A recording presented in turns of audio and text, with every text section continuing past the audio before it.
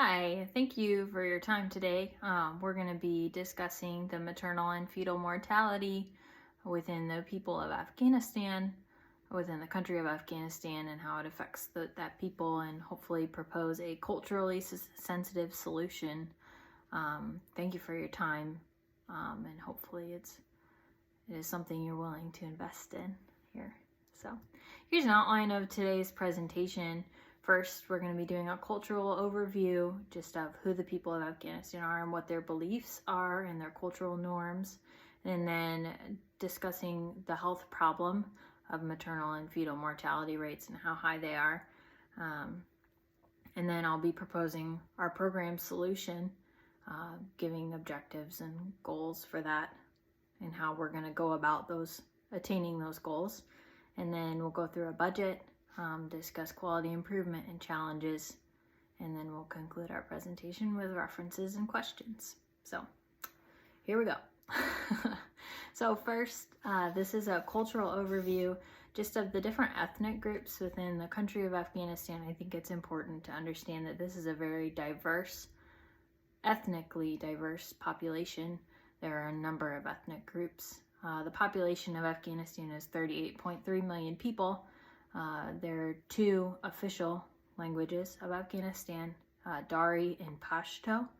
And then over here on the table on the right is just a breakdown of the main ethnic groups within the country, and then the percentage of the population. So you can look at that. So now we're going to hop over to the religious background. This is probably where the culture is most impacted, is by their religion. So bear with me here for a second. So Afghanistan is considered an Islamic state and is 99.7% Muslim. So the practicing of Islam, a Muslim believes, impacts their views on morality, their social relationships, their views on marriage and divorce, and their economic and political choices. So the practicing of Islam also directly impacts women in maternal and fetal mortality, particularly because of the rule of the Taliban within the country of Afghanistan. So that's jumping a little bit to the next slide, which is political history, but I'm going to touch on it here. So over here in this table is particularly how Islam, gender, and the Taliban all interconnect. So the Taliban took over Afghanistan and ruled Afghanistan from 1996 to 2004, and then again they took power in August 15th of 2021 and are still ruling currently. And under the Taliban regime, radical Islamic law is enforced and practiced, and is enforced with brutality. So if you do not comply, you are persecuted and publicly either executed or amputated. That's not funny at all. So they believe that men are superior to women. They do not allow women to work outside of the home, attend school, or to go out unaccompanied without a male escort. And when they do go out, they have to wear what's called a burqa, covers them from head to toe, and then they have a mesh view that allows them to see and breathe out of. So, but then what also pertains to this discussion is when the Taliban took control in 1996, they reallocated hospital beds so that 70% of the beds went to men and then 20% went to women. So this obviously is a very male-dominant society. And Afghanistan already has a weak healthcare infrastructure, and this only contributes more to the already high maternal and fetal mortality rates that we will discuss in a minute. So now that we've touched on the Taliban for a second, it's important to understand the big picture of the country of Afghanistan and why their government has been so unstable. So here's a quick timeline. I'll just let you scan over that. the important things are that this timeline has led to numerous cases of instability within the government. The first being they were unable to economically produce for themselves. They were foreign aid dependent. The patriarchal social system leads to delayed medical care, and because they are not economically well developed, they have inadequate healthcare facilities and providers. There's 0.28 physicians per 1,000 Afghans, and the constant civil unrest, war within their country leads to increased trauma and war-related mortality, which then puts further pressure on the healthcare system that already is pressed and doesn't have enough people or resources. And then another point that I'll note is you can see when the Taliban took control again on August 15th of 2021, Afghanistan lost all foreign aid that they were getting from NATO. So that's another blow to the country as a whole and to the people that live there. So this is a country that is not doing well, and the instability of the government just further perpetuates many of the public health issues within it. So now we're going to specifically look at the public health problem that I'm proposing a solution to, which is high maternal and fetal mortality rates. The current maternal mortality rate in Afghanistan is 638 deaths per 100,000 live births. That's the 11th highest in the world. And then the infant mortality rate is 104.89 deaths per 1,000 infants being born. And that's the highest infant mortality rate in the world. And there are numerous barriers to care that have been identified within the country from different studies, being money, lack of transportation, and family restrictions, particularly the patriarchal society, that structure. The male head of household is the one who says you can go to the hospital or you cannot go. So that further delays care. So the solution that I'm proposing, the main objective is that by 2040, Afghanistan should reduce maternal mortality rates by at least 2/3 of their 2020 baseline, as documented in national data systems. And then they're going to do that, meet that main objective by 3 other goals that will then act as different divisions of this program. So the first is improving metrics, measure systems, and data quality in Afghan medical facilities. The second is educating Afghan midwives, nurses, and doctors to identify obstetric emergencies and potential birth complications and teaching them how to deal with that. And then the third is increasing the presence of midwives as community educators and birth attendants in rural areas of Afghanistan. So now we're gonna break down each of those. So goal number 1 is to improve the metrics, measurement systems, and data quality. This is with the overarching goal to just increase the accuracy in the data that is being reported. So in Afghanistan, because their mortality rates are so high and so many births are occurring outside of hospital systems because there just aren't that many hospitals, many of the data that is being reported is actually just an estimation. So the standardization through the implementation of a new data system would lead to better aid being given and new initiatives, as well as program equity and efficacy would be overall better. All right, goal 2 is the management and just education of Afghan healthcare professionals. So this education will focus on the prevention, early recognition and management of live birth complications, and emphasis on early recognition. So most maternal deaths are preventable if they're recognized and treated quickly. That's the main issue in Afghanistan, is that the providers are not in direct proximity. So, and this would be a standardized education for those providers.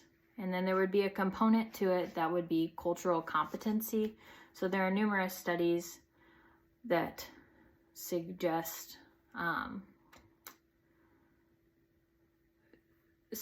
that male provider, or that the men should be involved more in the decision process of a female needs obstetric care in a hospital setting, particularly because men are often the ones who say, no, the female cannot go, or she cannot go yet. So they're often the cause of the delay of care. That's what I was trying to say. I apologize. And within the Afghan society, the status of the female is not going to change. She's likely going to be unable to make that decision for herself in my lifetime, most likely, because that's their cultural norm. So teaching the male, this is when she needs to go, or this is why she needs to go to the healthcare provider, then he could be able to adequately make that decision and improve her health, which is the goal, and improve the chance of survival. Goal 3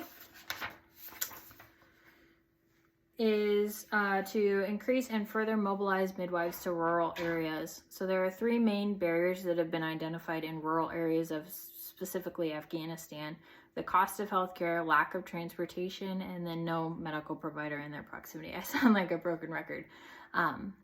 But if we increase the amount of midwives and then mobilize them to these areas that don't have healthcare providers, it's a community-based intervention that it makes the female feel supported in a culture where she feels like she has no voice. There's an opportunity for community advocacy and education, in addition to being there in the case of an obstetric emergency. All right, so now we're going to talk money. So this is the annual budget, broken down between startup expenses and normal operating costs. The personnel salaries are based on the federal minimum wage in 2022, which is currently $15 an hour. So that's how that was calculated. In-country travel expenses. And there's a key here. So the colored boxes correlate with the division of the program that they belong to. I just thought that was an easy way to kind of key that out. So yes, that's the budget. And then here, now that we've talked about money, the question is, where is the money going to come from? The first thought would be grants, given that Afghanistan, this program is to meet the objective of the current Millennium Development Goal of reducing maternal mortality.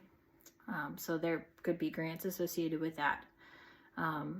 Second would be through working closely with non-governmental organizations or international organizations like USAID or the World Health Organization. A good way to work with this program would be to eventually be able to start this program and then empower the Afghan Ministry of Health to run the program on their own. Obviously right now with the Taliban in power, that would be a major challenge, given that the Afghan Ministry of Health is probably not in person running, but that is a possibility. And then the largest funding source I see is through fundraising and financial donations. through church partnerships. And then a unique money saving opportunity could be through the partnership with graduate medical institutions. They could be used, like senior residents could be used as instructors for the Goal 2 physician and medical provider education portion. It would be a cultural experience for them, and then the Afghan providers would have numerous educators and then be able to teach the Americans something as well. So there are many potential challenges to instituting a new program like this. The first of which, the biggest one, would be that the Taliban is still currently in power within Afghanistan, given that Americans are probably not allowed in that country right now. And the second would be just the instability of that country as a whole. However, in 2014, when that democratic government was established, there was a number of economic growth, a large amount of economic growth that occurred. So that shows promise, as well as the country developed in its development of wash practices and sanitation infrastructure greatly in that time period. So there's promise for a program like this to be extremely successful if the government is stable. So, and then lastly, a challenge is just educating in a culturally sensitive way. The patriarchal society of Afghanistan is very different than where someone from a Christian background comes from, and just being able to sit down with the male head of household and key stakeholders in the community and explain to them why obstetric care is important, and be able to sit down and explain that to them and just continue to advocate and educate to the proper person so that so that they're not offended is critical. And then quality improvement, important to any program that's implemented. We do this through community and household surveys that would be sent out to within 6 months of a midwife being mobilized to a new community, or physicians and providers being educated within a community. And they would just ask questions about health-seeking behaviors, overall attitudes toward midwives, or preventative maternal health care, whether care was sought during a birth process, or if there was any obstetric emergency and any delay of care that occurred. So, and then also just through surveillance of the mortality data through the new data systems that have been implemented. And that would occur every 6 months, and based on the trends, the program would be modified appropriately. So, and here are references, but if you have any questions, would love to hear them. And thank you for your time.